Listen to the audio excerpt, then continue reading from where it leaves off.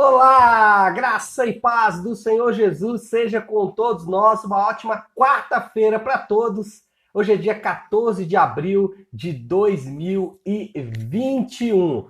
São 7 horas e 32 minutinhos. Nós estamos começando aí mais um dos nossos devocionais. E é uma grande bênção receber cada um de vocês aqui nessa manhã para falarmos um pouco aí da palavra de Deus e começarmos bem a nossa manhã de quarta-feira. Nessa quarta-feira, dando sequência à nossa maratona de leitura bíblica, vamos encerrar o livro de Josué. Esse livro que durante aí uma semana e meia, né? Começamos na semana passada, serviu de instrumento para estudarmos aí os atos de Deus, especialmente nesse período tão importante da nação de Israel. Nós temos falado sobre a formação do povo de Deus e como se deu essa formação. Então, hoje nós vamos encerrar e o que marca o encerramento aí do livro de Josué é o chamado discurso final de Josué.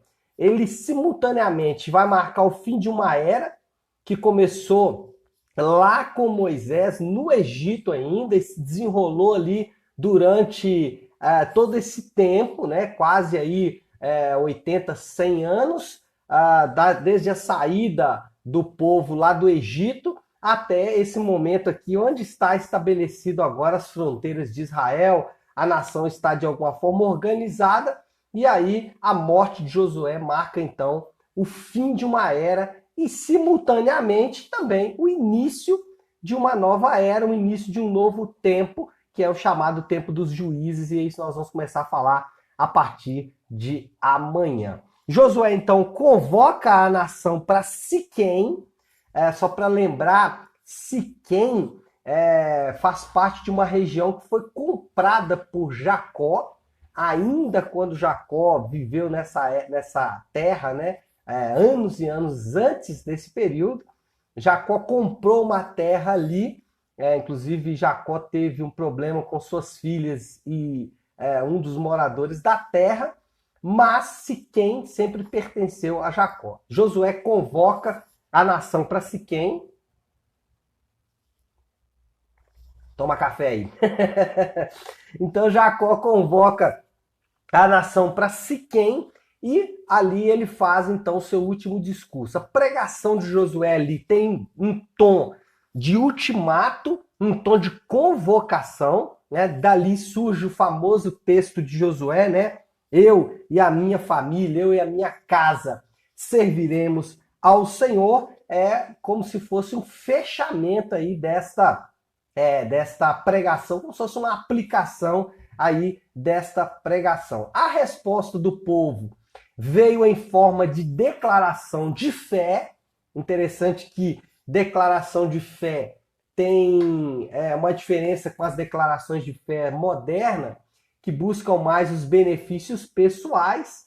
E aqui não. Aqui a declaração de fé é mais para declarar os atos de Deus, para declarar a confiança nos atos de Deus. Então, deixe-me ler essa declaração de fé, que em forma de credo, né, que o povo declarou, só para vocês entenderem. Nós vamos basear, então, o nosso devocional a partir dessa declaração de fé, aqui no capítulo 24, versículo 16, diz assim: Então o povo respondeu, depois do ultimato de Josué: Longe de nós abandonar o Senhor para servir outros deuses. Foi o próprio Senhor, o nosso Deus, que nos tirou, a nós e a nossos pais, do Egito, daquela terra de escravidão, e realizou aquelas grandes maravilhas diante dos nossos olhos. Ele nos protegeu no caminho e entre as nações pelas quais passamos. Além disso, o Senhor expulsou diante de nós todas as nações, inclusive os amorreus que viviam nessa terra. Nós também serviremos ao Senhor, porque Ele é o nosso Deus. Então, o povo responde a essa declaração, a esse ultimato de Josué em forma de uma declaração de fé, confirmando que eles vão continuar crendo no Senhor, que eles vão continuar confiando no Senhor, que o Senhor que os havia tirado da terra do Egito e mais, que havia dado a terra de Canaã para eles residirem. O que nós percebemos aqui é que, em primeiro lugar, tudo isso acontece dentro de um contexto da graça de Deus. Quando você percebe tanto a fala de Josué como a resposta do povo, é uma fala que procura destacar aquilo que Deus fez em favor deles. Isso é contexto de graça.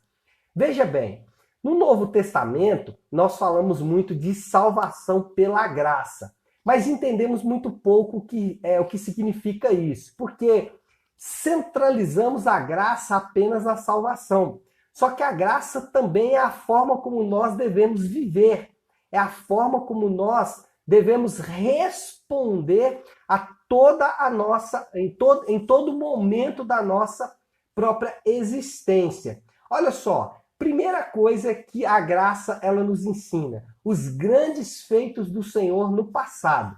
Isso é importante porque nós temos uma tendência de ficar ansiosos, preocupados, nós temos uma tendência de ficar amargurados e até mesmo deprimidos ao pensarmos no futuro. Então a gente pensa, nossa, se eu perder esse emprego, né?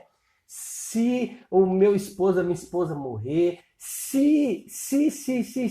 E pensando no futuro, nós ficamos ansiosos.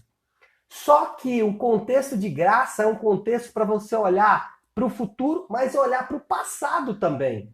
Olha só, eles estão se lembrando aquilo que o Senhor fez por eles. Então, talvez nessa manhã, a grande lição que você vai precisar aqui é de olhar um pouco para o passado, de ver as coisas boas que o Senhor fez por você. Não só na cruz do Calvário, que aí é o ápice daquilo que Deus fez de bom para mim e para você, mas também outras coisas que o Senhor fez de bom para mim e para você. Os dons pelos quais Ele nos capacitou, os talentos naturais que você tem, além, obviamente, dos grandes livramentos que o Senhor já fez na sua vida e na minha vida. Então, primeira coisa, a vida deve ser vivida em um contexto de graça. O contexto de graça, ele tem uma relação com o passado, porque ele olha para aquilo que Jesus fez na cruz, ele olha para aquilo que já aconteceu na nossa vida e ele aponta para uma realidade futura. Aquele Deus que cuidou até agora é o mesmo Deus que vai cuidar e que vai continuar cuidando da agora para frente. Então, a primeira coisa que eu destaco aqui nessa declaração de fé do povo é que ela é dada em um contexto de graça. Então, a primeira coisa nessa quarta-feira, lembre-se da graça salvadora, maravilhosa de Deus. Essa é a primeira lição que fica aqui. Segunda lição é que compromissos, eles são importantes. Depois do contexto de graça, depois de responder à grande pergunta, né? Se Deus fez tudo isso por nós, essa é a pergunta. Se Deus fez tudo isso por nós lá no Egito, então por que nós estamos passando por luta? E essa pergunta que nós fazemos também. Se Cristo morreu na cruz por mim, me deu tudo de bom, me deu todas as bênçãos declaradas na palavra dele. Se tudo o que a Bíblia diz é verdade, por que eu estou passando pelo que eu estou passando? A resposta dada aqui é que você está falhando, ou que o povo falhou e nós falhamos também em aplicar a graça de Deus na nossa vida. A partir disso vem os compromissos. O que esse povo faz? Eles se comprometem a serem fiéis ao Senhor. Eles falam assim, nós também serviremos ao Senhor porque Ele é o nosso Deus. Bom, eu acho que antes até de falarmos de assumir compromissos, é importante dizer que o compromisso desse povo não durou muito tempo, né? Eles fizeram um compromisso e logo a seguir eles quebraram esse compromisso. Aqui eu aprendo duas coisas. Primeiro, não deixe de se comprometer porque você já quebrou compromisso no passado. Deus sabe que nós somos infiéis. Ele conta com isso. Ele não espera, ele não conta com a minha e a sua fidelidade. E por isso ele teve que morrer. Porque é pela fidelidade dele que ele cumpre as suas promessas. Então essa é a primeira coisa. Muitas vezes nós temos medo de fazer compromisso porque já fracassamos no passado, né? Ou podemos também ter medo de assumir compromissos simplesmente por preguiça. Mas eu não vou levar isso em conta porque não é o que está no bojo aqui da nossa conversa. Alguém que não entende os compromissos que o cristianismo exige, ele precisa talvez ser evangelizado, né, e não discipulado. Bom, voltando aqui então ao nosso texto, ao nosso tema, compromissos são importantes. Mesmo que você já tenha falhado em compromissos do passado, não deixe de assumir compromisso com Deus, compromissos importantes.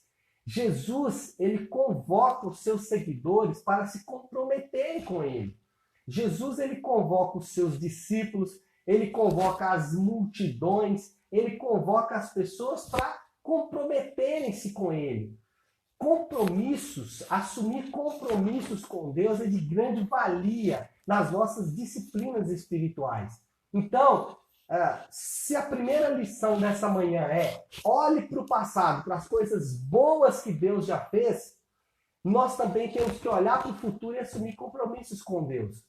Nessa manhã, assuma compromissos de organizar a sua vida financeira, assuma compromissos de organizar a sua vida espiritual, assuma compromissos de orar mais, assuma compromissos de ler a Bíblia, assuma compromissos de não pecar mais. Seja uma pessoa ou adote a prática de comprometer-se com o Senhor. No Novo Testamento, a gente percebe isso também na vida dos apóstolos, na vida dos escritores do Novo Testamento. Eles chamavam as pessoas da igreja a assumirem compromissos. Mas lembre-se, sempre dentro de um contexto de graça. Por quê? Porque se você não levar em conta o contexto da graça, você vai achar que Deus se torna o seu devedor. Então, assumir compromissos são importantes, assumir compromisso é importante que você assuma compromisso, faça aliança, mas sempre se lembrando que quem primeiro se comprometeu com você foi o próprio Deus. Mas nessa manhã, dentro desse contexto de graça, dentro de tudo aquilo que Deus já fez, quais são os compromissos que você pode assumir?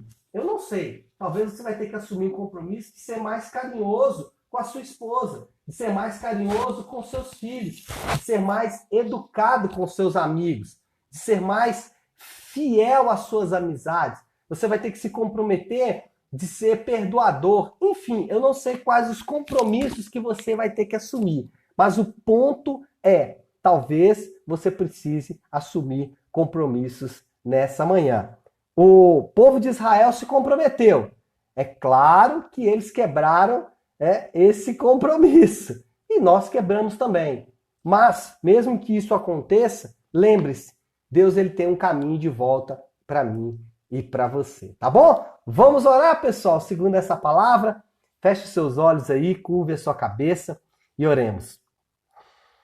Senhor nosso Deus, Pai, nós nos aproximamos agora de Ti, Senhor.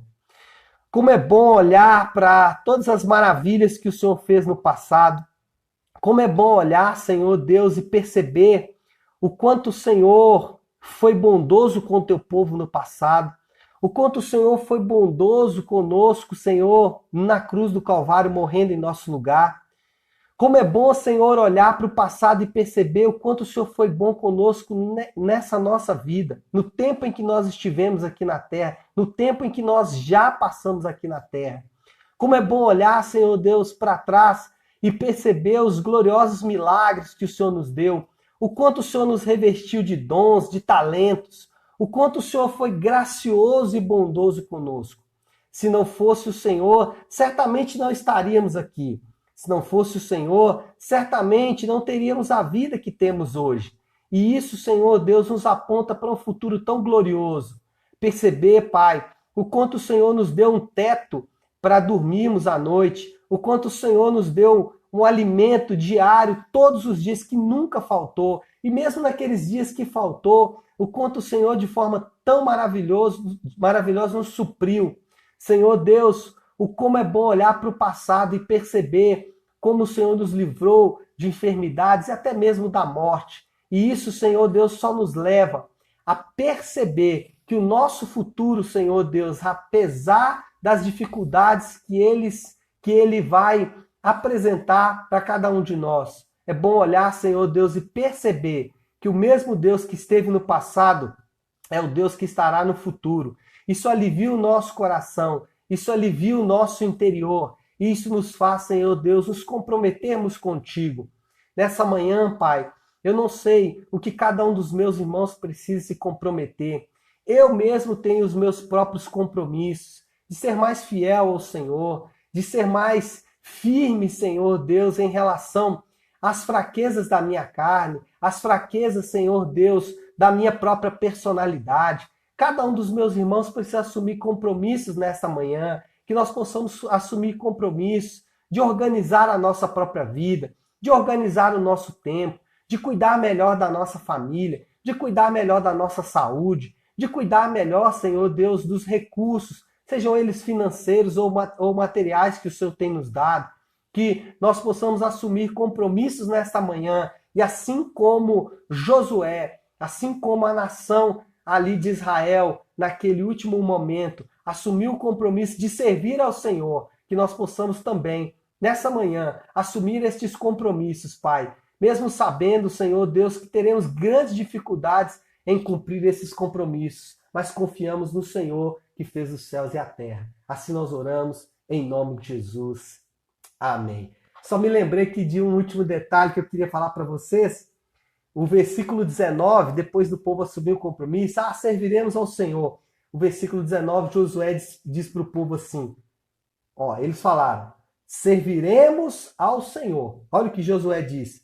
Vocês não têm condições de servir ao Senhor. Por que Josué fala isso? Porque ele sabe que nós somos falhos. E assumir essa responsabilidade, ainda sabendo que somos falhos, é maravilhoso. Então é isso, pessoal. Uma ótima quarta-feira para todos. Fiquem com Deus. Deus abençoe e nos encontramos amanhã.